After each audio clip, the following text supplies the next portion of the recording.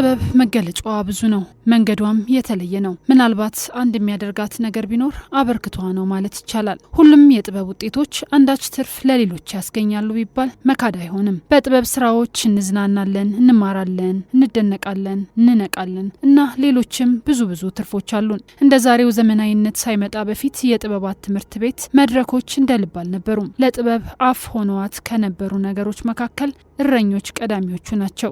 ምን አሉ እረኞች ተብሎ ይሰማ ነበር። እረኞች ከብቶቻቸውን ይዘው መስክ ለመስክ ሲዘዋወሩ ስራቸው ይህ ብቻ አልነበረም። የማህበረሰቡ አፍና ጆሮ ሆነውም አገልግለዋል። አንድ መረጃ ከሰሙ በጥቂት ጊዜ ውስጥ በእነሱ አማካኝነት ብዙሃኑ ጋር ይደርሳል። እንዲሁ የሰው ብሶት፣ ጥፋትም ይሁን መልካም ስራ አንዴ በግጥም አሊያም በዜማ ሲያልፍም በፉጨት በሄዱበት ሁሉ እያንጎራጎሩ መልእክታቸውን ያደርሳሉ። አሁን ላይ ለጥበብ ቤቷ ብዙ ነው፣ ዘርፏም እንዲሁ። ከነዚያ ማሳያዎቹ አንዱ ደግሞ ቲያትር ነው። በቲያትር በምናብ ያለ ሀሳብ ግዘፍ ነስቶ ስጋን ተላብሶ በአካል ቆሞ በመድረክ እናየዋለን። ጸሐፌ ተውኔቱ በምናብ ያመላለሰውን በወረቀት ከትቦ ለአዘጋጅ ያቀርባል። አዘጋጁም በጽሁፍ ላይ ያሉትን የምናብ ሰዎች ወይንም ገጸ ባህሪያት በአካል እንዲታዩ የወረቀቱን ምስል አካልና ድምጽ አስወጥቶ ቀርጾና አስተካክሎ በመድረክ ያበቀዋል። የተዋናዩ ድርሻ እንዲሁ ቀላል አይደለም። ለጽሁፉ ነፍስ ይዘራበታል። ያስመስለዋል ሳይሆን ይሆነዋል። ገጸ ባህሪውን ከተዋናዩ ማንነት ጋር መለየት እስኪያቅተን ድረስ ይሆነዋል። የመድረክ ግንባታው፣ መብራቱ፣ ድምጽ ተስተካክሎ ለእይታ ሲበቃ ተመልካችን በ2-3 ሰዓት ከዚያም በላይ ሰቅዞ ይዞ ሌላ ዓለም ሌላ ቦታ ላይ እንዳለ እስኪሰማው ድረስ ወስዶ ያቆየዋል። በቆይታው ይስቃል፣ ያለቅሳል፣ ይገረማል፣ ይነቃል፣ ይማራልም ሌላም። ይህ የቲያትር አቅም ነው፣ ጉልበቱ ነው። ታዲያ ቲያትር ይህንን ሁሉ ተአምር ሲያሳየን የባለሙያዎቹ ድርሻ ትልቁን ቦታ ይወስዳል። በተለይ በሀገራችን አንድን ቲያትር ህያው አድርጎ መድረክ ላይ ለማቅረብ ቀጥሎም በሳምንት ከአንዴም እስከ 3-4 መድረክ ላይ ለማሳየት አፈር የሚበላው ባለሙያው ነው። የዚህ ባለሙያ ትርፉ የህዝብ ፍቅርና የስሜት እርካታ መሆኑን በተደጋጋሚ ይነሳል። ኢኮኖሚያዊ ጥቅምን አስበው ወደ ቲያትር የሚገቡ ጥቂት ሊሆኑም ይችላሉ። ቀደም ባለው ጊዜ ወደ ቲያትር ቤት ለመስራት የሚመጡ ሰዎች የተፈጥሮ ችሎታቸውን እንዲሁም ፍላጎታቸውን በመያዝ ነበር በቲያትር ቤት ባለሙያዎች ፈተናዎችን ወስደው ሲያልፉ ይቀላቀላሉ። በዚህ መልኩ ለዘመናት በሚባል ደረጃ ሲሰራበት ቆይቷል። እንደ አሁን ጊዜ ፊልም ሳይመጣ የዲጂታል ዓለሙ ሳይቆጣጠረን ቲያትር የንግስናውን ቦታ ይዞ ቆይቷል። አሁን ላይ ለመቀዛቀዙ ምክንያት በቂ ጥናት ባይደረግም እውነታው ግን በግልጽ ይታያል። የቲያትር ቤቶች በተለይ በከፍተኛ የትምህርት ተቋማት ከአንድ ተነስተው አሁን ላይ እጅግ ተበራክተዋል። ታዲያ የእነዚህ ትምህርት ቤቶች መበራከት ለቲያትሩ ምን ጨመረለት? የሚወጡት ተማሪዎች መዳረሻቸው የት ነው? የሚሉትን ሀሳቦች አንስተን ከአንጋፋው የጥበብ ሰው ተስፋዬ ሲማ ጋር በዛሬ የጥበባት ዝግጅታችን ቆይታ የምናደርግ ይሆናል። አብራችሁን እንድትሆኑ መጋብዛችሁ መሰረት ሙሉ ነኝ። ተስፋዬ ሲማ ተዋናይ፣ አዘጋጅ፣ የቲያትርና ፊልም ጸሐፊ እንዲሁም በተለያዩ ዩኒቨርሲቲዎች ተጋባዥ መምህር በመሆን የሚያስተምር አንጋፋ የጥበብ ሰው ነው። ተስፋዬ ምን ያህል ቲያትር ስራዎች ላይ እንደተሳተፈና ራሱን እንደዚህ ያስተዋውቃል። ስሜ ተስፋዬ ሲማ ይባላል። የኪነ ጥበብ ባለሙያ ነኝ። በዚህ ሙያ ረጅም ጊዜ ያሳልፋለሁ። ከአዲስ አበባ ዩኒቨርሲቲ በቲያትር ጥበባት የተመረኩት። ከዛ በኋላ በርካታ ቲያትሮችን በመተወን በማዘጋጀት በመጽሐፍ ታወቃለሁ። ከዚያ ባሻገር አሁን በኢትዮጵያ የቲያትር፣ የፊልም፣ የስነ ጽሁፍ እንዲሁም የጋዜጠኝነት ሙያ በርካታ ስራዎችን በመስራት ላይ ያሉትን ተጽዕኖ ፈጣሪ የሆኑ ከ400 በላይ የሚሆኑ የኪነ ጥበብ ባለሙያዎችን ከጅምሩ በማስተማር ታወቃለሁ። ከዛ እንግዲህ በኃላፊነትም ደረጃ በአርሲ ክፍለ ሀገር የቲያትር ጥበባት ኤክስፐርት፣ ቦረና ነገሌ የባህል መምሪያ ኃላፊ፣ አዲስ አበባ አስተዳደር የባህልና ስፖርት ጉዳይ የኪነ ጥበባት ዋና ክፍል ኃላፊ በመሆን አገልግያለሁ። ያም ወደ ውጭ ሀገር በመሄድ በርካታ ቲያትሮችን በመስራት በማዘጋጀት በመተወን እታወቃለሁ። አሁንም በዚህ 3 ዓመት ውስጥ ወደ ሀገር ቤት በመመለስ በርካታ ቲያትሮችን አዘጋጅቻለሁ፣ ጽፌያለሁ፣ ፊልሞችንም ሰርቻለሁ። ወጣቶችንም በማስተማር የነገሪቱን ኢትዮጵያ የጥበብ ዓለም የሚረከቡ ባለሙያዎችን በማፍራት ይታወቃል። ከሰራቸው ቲያትሮች መሪያው ብሔራዊ ቲያትር የታየው ውጫሌ 17 የተሰኘው ነው። እዛ ላይ የጣሊያኑን አንቶኖሌን በመሆን ተጫውቻለሁ። ከዛ በኋላ ደግሞ ብሔራዊ ቲያትር ይሄን ብሔራዊ ቲያትር ነው የሰራሁት። ከዛ ሀገር ፍቅር ደግሞ ወርቃማው ፍሬ የተሰኘ ቲያትር፣ ከዛ በኋላ ከባህር የወጣ አሳን ማዘጋጃ ቲያትር፣ ከዛ እንደገና ራስ ቲያትር፣ ስውር ሴፍ የተሰኘ ቲያትር፣ በኋላም ሀሁ ወይም ቶፕ የተሰኘውን በማዘጋጀትም በመተወንም የፌዝ ዶክተርና ዚቀኛው ጆሮን በማዘጋጀት ብሔራዊ ቲያትር ከዛ በኋላ ፍቅር በአሜሪካ የተሰኘውን ብሔራዊ ቲያትር በማዘጋጀትም በመተወንም ከዛ በኋላ እንግዲህ ከ400 በላይ የሚሆኑ ተማሪዎችን በማስተማር ቲያትሩን ለማሳየት ወደ አውሮፓ ሄጃለሁ፣ ወደ አሜሪካ ነገር እና አሜሪካንም አውሮፓም በመዟዟር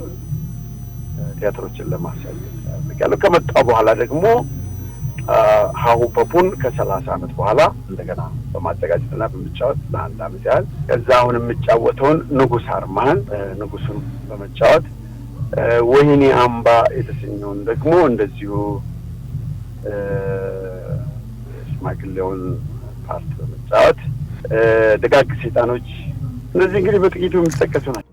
ተስፋዬ የመጀመሪያ ዲግሪውን በያዘበት የቲያትር ጥበባት አሁን ላይ በርካቶችን ያስተምራልና ቲያትርን በከፍተኛ ትምህርት ተቋማት መሰጠቱ ምን አበርክቶ አለው ብለን ለጠየቅነው ተከታዩም ብሎናል።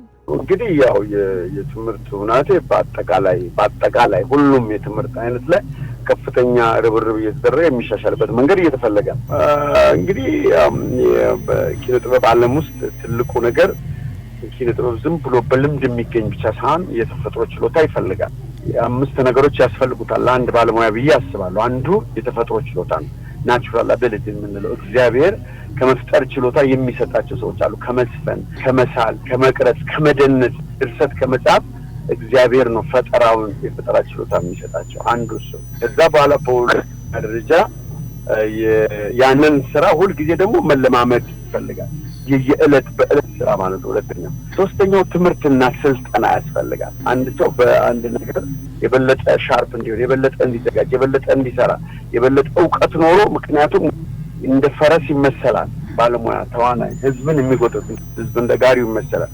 ህዝብን የሚያስተምር ህዝብን የሚያነሳሳ የሚያነቃቃ ነገር በጣም በሚገርም ሁኔታ በእንደዛ አይነት ስለሚመሰል የግድ ትምህርት ስልጠና ያስፈልጋል። ትምህርት ስልጠና ስንል ወርክሾፖች፣ ከዛ ከወርክሾፕ ቀጥሎ ደግሞ የተለያዩ ትንንሽ የሰርቲፊኬት ኮርሶች፣ ከዛ በዲፕሎማ፣ ከዛ በዲግሪ፣ ከዛ ሁለተኛ ዲግሪ ፒኤችዲ ድረስ እስከ ዶክተር እስከ መሆን ድረስ መድረስ ይኖርበታል። በርካታ ዓመት ሰዎች በልምድ ያገኙትን ነገር እነሱ በትምህርት ያገኙታል ማለት ነው። ስለዚህ መማሩ በጣም ጥሩ ነገር ነው። የቲያትር ትምህርት በተለይም በከፍተኛ ትምህርት ተቋም ደረጃ በስፋት እየተሰጠ ይገኛል። መሰጠቱም መልካም ሆኖ ሳለ ለነዚህ ተመርቀው ለሚወጡ ተማሪዎች ወደ ስራ እንዲገቡና አቅማቸውን እንዲያሳዩ ምቹ ሁኔታ አለ ወይ ብለንም ጠይቀናል። ይህ የጥበብ ሰው ካሳለፈው የጥበብ ህይወትና መንገድ በመነሳት የቀድሞውን ካሁኑ በማነጻጸር ለአዳዲስ ሰዎች፣ ተዋንያን፣ ጸሐፍት፣ አዘጋጆች የሚቀበል ምቹ ሁኔታ እንደሌለና ቢሆን ብሎ የሚያስበውንም ይጠቁማል። አለ ወይ እውነት? ምክንያቱም አንድ ዳኛ ትምህርት ሲማር ፍርድ ቤት ሊኖር ይገባል። አንድ ፖሊስ ሲማር ስለ ፖሊስ ነገር ፖሊስ ጣቢያ ሊኖር ይገባል። ስለዚህ ለአንድ ተዋናይ እዛ ለምሳሌ በተለያዩ ክልሎችና ዩኒቨርሲቲዎች መማሩ መልካም ሆኖ ሳለ ሲወጣ ግን ምንድን ነው የሚሰራው? ቲያትር ቤት ከሌለ ቲያትር ቤት የማይኖር ከሆነ ምን ይሰራል የሚለው እጅግ በጣም አሳሳቢ ነገር ነው። የለም እሱ ጋር እንግዲህ አሁን ካየሁት ሙሉዓለም አዳራሽ እንጂ ሌላ ቦታ ራሱ ዩኒቨርሲቲውም የለውም። ደግሞ ውጭም ሲወጡ ልጆቹ የሚሰሩበት ቦታ የላቸው። በጣም ያ ትንሽ አስቸጋሪነት አለው። በተረፈ ግን በእርግጥ መማሩ መልካም ነው። እዛው መጠን ልክ ሆቴሎች እንደሚሰሩት የተለያዩ ለሰው ልጅ ማቴሪያል እንትን የሚሆኑ ነገሮች እንደሚሰሩት ሁሉ ለቲያትር የመንፈሳዊ ህይወቱን የህዝቡን መንፈሳዊ ህይወትን ለማቃናትና ለማደራጀት ወይም ደግሞ ለማበልጸግ የሚያስችል የቲያትር አዳራሽ፣ የስነ ጥበባት አዳራሽ፣ የግጥም የሚነበቡበት አዳራሽ የለውም። ድሮ የኪነት ቡድኖች ነበሩ። ከዛ ከኪነት በኋላ ደግሞ ክበባት ነበሩ። ክበባት ደግሞ በየወረዳው በየእንትኑ ቦታ ነበራቸው። አሁን ግን የለውም። ስለዚህ ብዙዎቹ ያው ተወሰኖቹ ናቸው አሁን በዚሁ በተማሩበት ሙያ የሚሰሩ። ብዙዎቹ ወደ ሌላ ሙያ ነው የሚሄዱ። ብቃትም ቢኖራቸው የሚሰሩበት ቦታ የለም። ወይ ባለሀብቱ ወይም ደግሞ መንግስት እንደ በፊቱ አዳራሾችን ለሌላ ነገር ማከራየት፣ ለሌላ ለመጋዘን፣ ለሱቅ ምናምን። አሁን ሌላው ቢቀር ሰይጣን ቤት የተባለው ከ100 ዓመታት በላይ ያስቆጠረው ቦታ ለቲያትር ለሲኒማ ከመሆን ይልቅ ለጥቃቅንና ምናምን ለሚባለው አካል የተሰጠውና ያንን ነው ትኩረት ተሰጥቶ ልጆቹ ከወጡ በኋላ ምን ይሰራሉ የሚለው። አሁን ድሮኛ ተምረን ስንወጣ ሀገር ፍቅር አለ፣ ማዘጋጃ ቤት አለ፣ ራስ ቲያትር አለ እና ህጻናትና ወጣቶች ቲያትር አለ። እዛ እንመደባለን። ለሀገርም ክፍለ ሀገር ቲያትር ቤቶች ስላሉ ይሰራል። አሁን ግን ራስ ቲያትር የሚባለው ወደ ህጻናትና ቲያትር ሄዷልና ቦታ ብዙ የለም። ቦታ ስለሌለ ለዛ የሚሆን የግድ ባለሀብቱም መንግስትም ትኩረት ሊያደርግበት ይገባል ባይ ነው። አንጋፋው የጥበብ ሰው ተስፋዬ እንዳነሳው እንዲሁ ሌሎችም እንደሚሉት የቲያትር ትምህርት በከፍተኛ የትምህርት ተቋማት መሰጠቱ ፋይዳው የጎላ ቢሆንም ተመርቀው ለሚወጡ የቲያትር ተማሪዎች የሚገቡበትና ሊሰሩበት የሚያስችል ሁኔታዎች ቢመቻችላቸው፣ በተለይም ቀድሞ የነበሩት የቲያትር ቤቶች ሙሉ በሙሉ በአቅማቸው ወደ ስራ ቢገቡ፣ መንግስትም ሆነ የግል ተቋማት ለቲያትር የሚሆኑ አዳራሾችን ቢያመቻቹ፣ ህይወታችንን በጥበብ የሚዋጁልን የሚመረንን በማር ለውሰው የሚያጣፍጡልን ባለተሰጡ ወጣቶች እንዲፈጠሩ ምክንያት በሆነ የሚሉ ሀሳቦችን በማንሳት የዛሬው የጥበባት ዝግጅታችን መቋጫ አድርገነዋል። በዝግጅቱ አብራችሁን ስለቆያችሁ እያመሰገንን ሳምንት በሌላ ጥበባዊ መሰናዶ ከአዲስ እንግዳ ጋር እስክንገናኝ ድረስ በያላችሁበት መልካም ጊዜ ተመኘው።